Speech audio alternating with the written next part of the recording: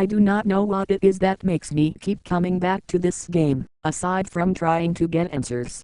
Anyways, after a bit more digging around, I got in contact with the seller, who I will refer to as Zachary from here on out, and sent him an email containing documentation of the first 2 worlds of my playthrough. This was his response. If you are looking for answers from me, then I am afraid you're asking the wrong person. I have not seen any of this before. The fact that you are playing as the enemy monsters from the original game does not bode well, and call me narrow-minded, if you must, but whatever Niji is, he seems like a bad omen for your playthrough. You still have time to back out, Sarah. Quit while you are ahead. Honestly, I would hardly call Niji a sign of bad luck, especially since it appears that he means well. But with that tangent out of the way, I think it's time we move on to World 3. Stratus. Stratus was a fair bit larger than Himmel, and just as I had suspected, I was now playing as Baron. The music was somewhat more unpleasant than the previous 2 worlds, being a simple, but off-key piano melody. Scrolling to my right, I saw who my opponents were, Kumanga and Kamacuras. They were odd choices, especially after the game pitted Megura against Space Godzilla back in Himmel. The level icons were a bit more abstract here, but as per usual, I was able to see what they represented. From the leftmost side of the board to the rightmost, they were Skyland, Flight, Sunset, Starfield, and Royal Temple. Since it's clear that I am switching playable characters every world, I may as well go over Baron's moveset before I forget. Like Megura before him, the A and B buttons would make Baron punch and kick respectively. Pressing the start button causes Baron to claw the space in front of him for a fair bit of damage, but the truly unbelievable move happens when I held down the A button while going left or right. Baron would charge forward, severely damaging anyone unfortunate enough to get in his way, which meant practically every enemy, since this was still a 2D game, but unfortunately, it drains the power meter faster than a certain blue hedgehog after a spin dash. Skyland took place on a series of floating islands with strange trees, but it also marked the point when the platformer elements of this game really began to kick in. Going into the level, I was disappointed to see that Baron was still purple, but it was a minor detail at the end of the day, especially when he started at level 2. The music had a whimsical feel to it, not something I would expect to hear in a haunted video game.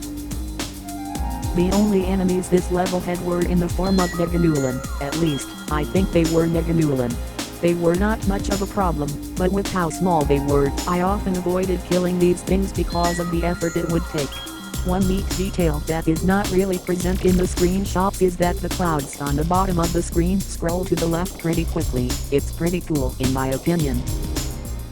At the end of the first Skyland level I played, I encountered another creature, who was flapping his wings weakly, almost as if it was dying. The music stopped as well.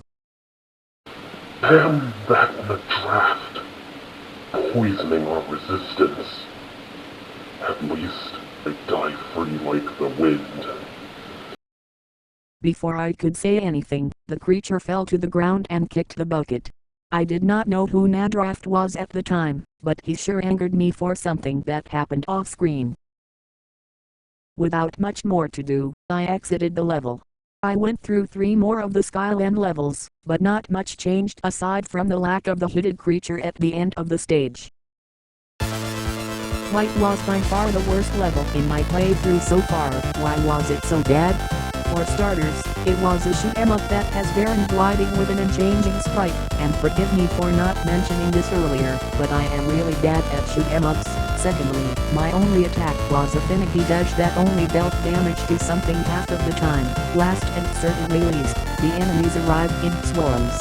Thank whatever deity there is out there that I only had to play through one of these stages. The music was fast-paced and had the feeling of heading towards somewhere unknown. I would have enjoyed it more, if not for the fact I had to deal with the bullshit this level was throwing at me. As for the enemies, they were in the form of red canary skulls with propellers and strange constructs with gems. This level's only saving grace was Manda showing up to help me deal with a flock of cardinal copters, but by then, it was too little too late, since I already lost a good chunk of my life to these things and I was done with 3/4 of the level. When I got back to the board, I considered my options. After the awkward first impression with Niji, I briefly considered sidestepping around the bosses to avoid another run-in with him, but I was not able to bring myself to do such a thing, especially since I would miss out on putting Niji back together. In the end, I decided to fight Kumanga first, but not before going through one of the sunset levels to restore my health. Sunset appeared to take place on a series of pinkish red blocks that appeared to float in the sky. It was a nice refresher after what happened in flight, but since I was low on health, I needed to be careful, not unless I wanted to end my run prematurely. The music was hard to describe, but the start of the song reminded me of a ticking clock. The enemies here were strange, geometric objects. The multicolored spikes either moved left and right or up and down. The blue octagon only moved every 2 seconds, and the gray gear was invincible and dealt 3 life bars of damage, so I avoided it whenever possible. Kumanga was an annoying boss, mainly because his tactics involved stalling the fight until the timer ran out. The music that played for this battle was Baron's theme. Kumanga mainly attacked by spraying web nets and biting. The former would stun Baron for 5 seconds, while the latter did negligible damage. Despite the easiness of the fight, it was pretty tedious. Thankfully, the same cannot be said for Kamacuras. Kamacuras was a not yet fun experience. He mainly attacked in close quarters, but would occasionally fly for a few seconds. The music for this fight was Ghidorah's theme. The first phase was not anything to write home about, just 2 monsters locked in melee combat, but once I got Kamacuras down to half health, his exoskeleton became a golden yellow color. And so began Kamacuras' second phase, with the music changing into a more frantic remix of Ghidorah's boss music. Kamacuras' attacks were souped up and dealt twice the damage they did on the first phase, but there was also a new trick up his invertebrate sleeves. Occasionally, Kamacuras would turn invisible, where he could only be spotted by some dark pixels that could barely be seen. The fight was tough, but really fun, but good things just cannot last forever. I was able to level up once again, and trust me, it was so worth it. And like I expected, I was not taken back to the board. Well, it seems we have got a pile of blocks this time. Better get this over with.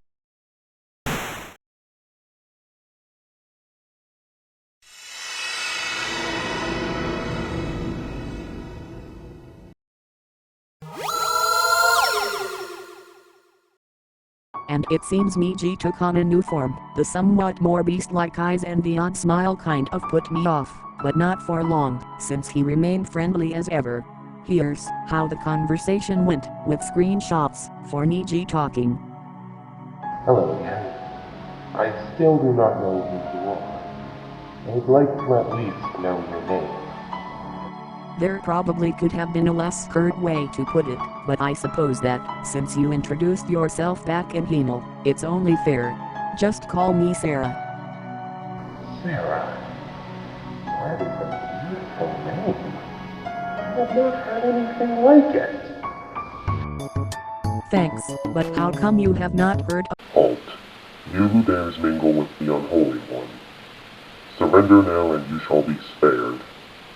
What the— You know it's rude to interrupt a conversation. Sorry to burst your bubbles, Sarah, but I am afraid he is already enthralled and unable to converse normally. I would love to stay and chat, but my current form is not built for combat. Well, I guess I will see you in the next world. When the environment faded back in, the music changed to a frantic orchestral song, as I thought what I like to call the enthralled. The enthralled mainly attacked by trying to either stab Baron with its claws or slap him with its wings. I was only able to take one screenshot, since the fight ended pretty quickly. Once I was taken back to the board, I thought back on what Niji said. Perhaps he knows more about this game than I do. I should probably ask Niji later, once he's in a more complete state. Starfield took place at night, which was to be expected, but what was surprising was the oddly abstract floor that I was walking on. The music was surreal and had a cosmic feel to it, with the only constant being what sounded like chiming. I walked through the level uninterrupted, thinking this would be like Blizzard back on Himmel, but how wrong I was. Heretic, remove yourself from the holy grounds of Nadraft. The penalty for trespassing is death. That's when a bunch of the enthralled began showing up in droves. They were tougher than the initial one I encountered after my conversation with Niji, but they weren't too big of a problem, just so long as I was able to stay away from ledges. The thin salmon-colored ground seen in the screenshot here was actually a moving platform, but I made sure to deal with any enthralled before jumping on it. While going through the second Starfield level, I encountered a mini-boss which looked like some kind of odd flower. I was only able to take 2 screenshots of the fight, because I had to concentrate on the moving platforms. This thing mainly attacked by sending the shards that orbited it outwards before retracting them. It also had a laser that swept one of the moving platforms. As for how I was supposed to damage it, attacking the core would not deal any damage to it, and it would cause Baron to take some damage. Instead, I had to attack the crystals orbiting it, but thankfully, all of them shared a health pool, but it still took quite a few hits to finish it off. Defeating that thing allowed me to level up again, and just in time too. Baron had the unique entrance animation for Royal Temple. He would glide for a bit before landing on the platform seen in this screenshot. It was cool, but pretty unimportant. Anyways, the first section of the stage took place outside on a floating pillar that rotated in a way similar to the tower section in Butter Building from Kirby's Adventure. The music for this level started with a soft flashing noise, before the main melody kicked in, which had a sneaky feel to it.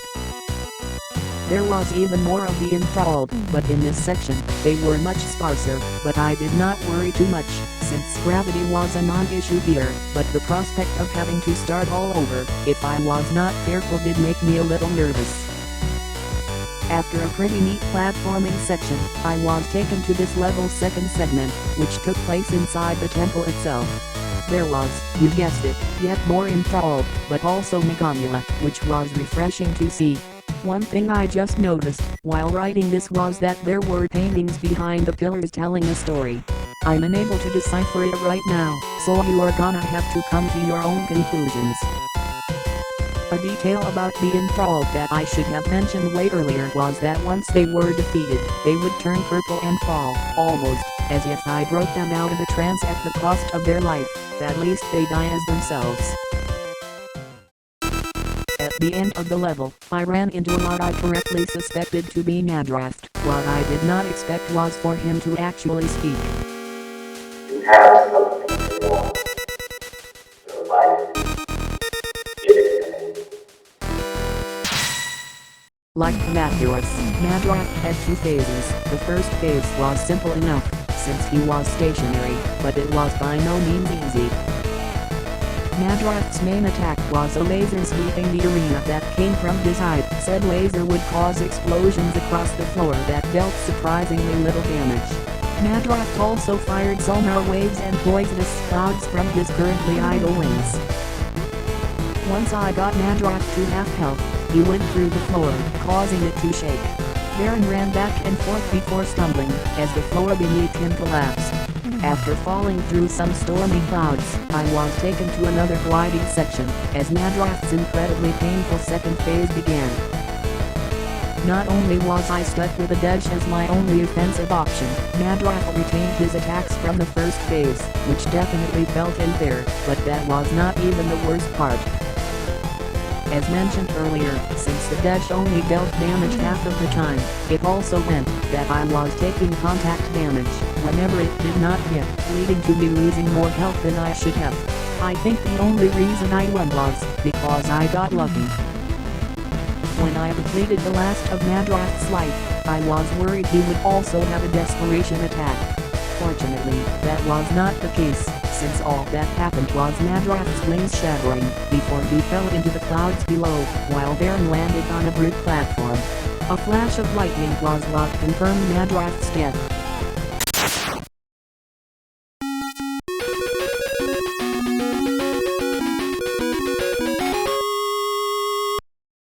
And that should be another world done.